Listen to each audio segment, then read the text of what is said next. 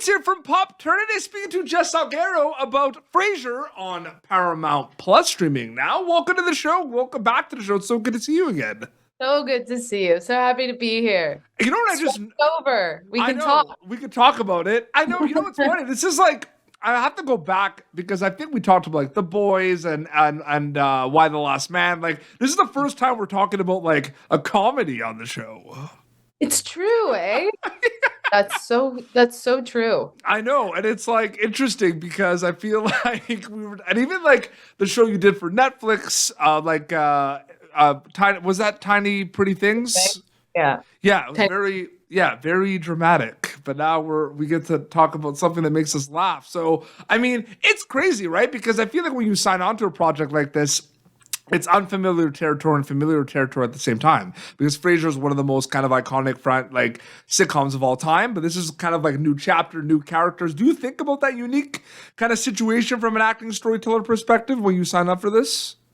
Yeah, for sure. Because I mean, you have to match the tone, obviously. Mm-hmm. So you have to be well acquainted with the original, but then you also and we all were very aware that we're trying to inject new blood into this, and we are, making it for an audience now. So it's an interesting balance of being like, okay, you need to pay homage to the original and like stay in a certain vein there, but then also update it. Yeah. But to be honest, the writers did that. So as actors, we kind of just had to open our mouths and say the words, because I feel like they captured that so well. Absolutely. How much do you know about even the character, like when you audition for these characters specifically? Like, I feel like it depends on the project. Sometimes they don't tell you anything, and then sometimes you know a lot. Like, did you have a good amount to work with? Good question. I knew that she had a kid. Okay. I knew that her baby daddy had recently passed away, and that she was best friends with Freddie, Frasier's son, and they were living together. So that's about it. And I think at the time she was always an actress, but it wasn't until I started working did I find out she was also like a bartender, and that she'd be working at a bar, and that was going to be a big part of the show. Like, I think that kind of came together a bit later. Mm-hmm. And so I didn't know that part. Yeah, I mean, and to be honest, the writers even told me, like, we started sort of figuring out your character once you were cast. Once we actually saw the person and could envision it a little bit better, did we start to like, figure out really who is this person. So it's kind of this interesting collaboration that happened. And I think that happened for a lot of the characters, where once they found the actor that captured some essence they were after, did they start to put other puzzle pieces together? 100%. And sitcoms always have that serious undertone that always kind of addresses really important topical discussions and a lot of important issues. Do you go into that with that mindset, like when you sign up for this, knowing that there is this history of like really kind of like tough subject matter, serious undertones in a lot of like the best sitcoms of all time? That's a really good question. Was I aware of it? I think so. Like, just from growing up watching sitcoms, I knew that there'd obviously be a lot of tender moments, because, of course, it's a comedy, but really, it's life. I think comedies are rooted in some truth and, and true life, like real life events. And in this case, it's like intergenerational living and like, people pass away. There's a lot of grief in the first season that Frasier's dealing with, that Eve's dealing with. And so, yeah, I think I was aware, but again, I don't really know what direction the writers are going to take it in until we get the episode. And in this case, in like multicam sitcom world, you don't get your script until the night before you're about to read it in front of the network. Yeah. So it's pretty quick. It's pretty quick. Absolutely. It's all storytelling at the end of the day, but there's different characters. Like, I think one of the coolest things, if you look at your career, what you've been working on, Jess, and I'm so happy for you. And you've worked on so many amazing things. Is I think the coolest thing is like, yeah, they're different projects, but like they're different characters, like which I think is like the coolest thing. But again, it's all storytelling, regardless how different the characters are. So like, when you work on like Letterkenny, do you take that stuff from Letterkenny and put it towards like The Boys? Or like when you work on something like, Why the Last Man, do you take your experiences and preparation and put that towards something like Frasier, or they're all kind of separate projects specifically? Also a really good question. I hear that's why you keep coming back on the show for a reason, right? It's true. No, it's really thoughtful. It's a good question. Yeah, I would say what I would take between sets is I would have to think more deeply about specific like character things, like building characters, but I would just say you always take your past experiences to the next set, because I kind of do think that this job is one of those 10,000 hours things. Yeah.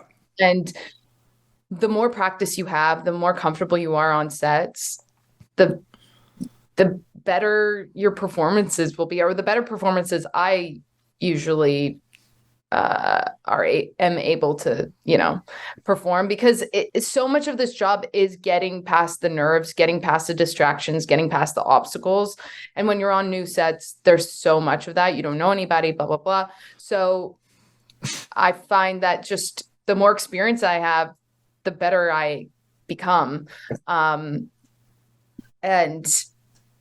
yeah, especially in comedy, I've definitely learned from past comedies, like being like, oh, for some reason, when I kind of talk like this odd thing is communicated and the audience likes it. Like, I don't know, it's just stuff you can't even sometimes prepare.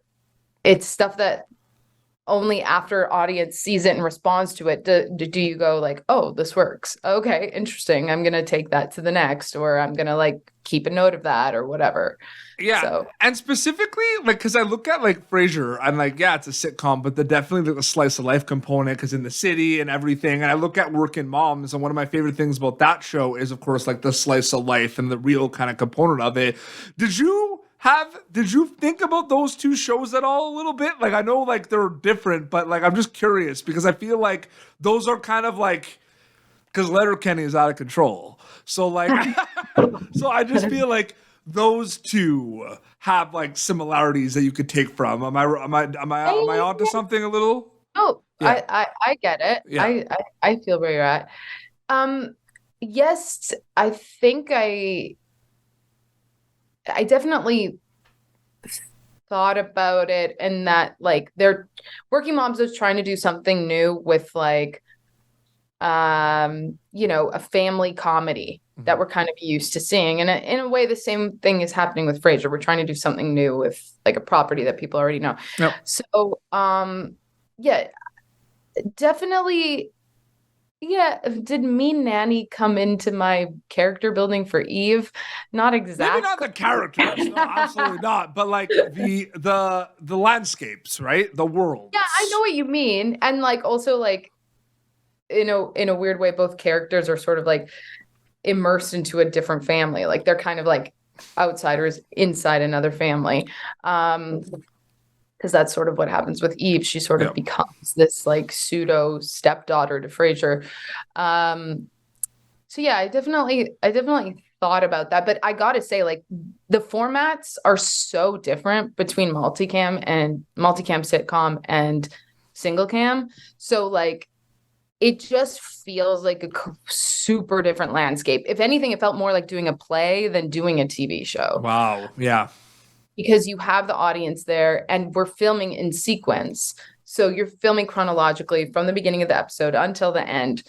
The audience is with you through the whole thing. You only get like 2 or 3 takes of a scene. So it's like, it's quick, it moves quick, and the audience is so important. Between takes, writers come in and like give you alt jokes if the audience didn't laugh. Like it's such a different pace and experience that if anything, you just really have to trust, and you have to have fun too. Yeah, Like absolutely. there's no time to be hesitating. There's no time to like you have to be quick. You just have to go.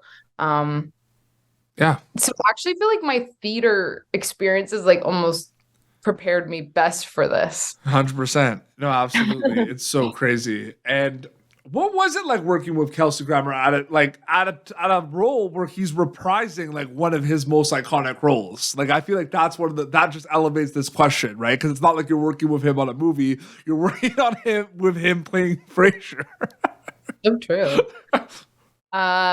It was amazing. Yeah. Genuinely. I had no idea what to expect. And Kelsey was so generous and so grateful and tender. Yeah. He gets often he'd get emotional just talking about getting to do this again. Mm-hmm. So he came at it from this like genuine, excited and just deeply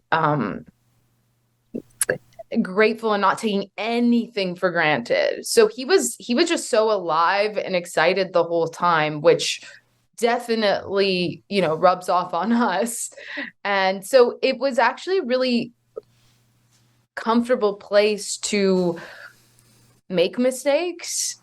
I think we all at some point, did something that maybe isn't quite Frasier type comedy, and he would kind of very kindly be like, hey, that's a little bit more like that. Frasier's a bit more like this. And like, just always like kind of fine tuning the tone. And thank God he did, because he knows it better than anybody else. Yeah.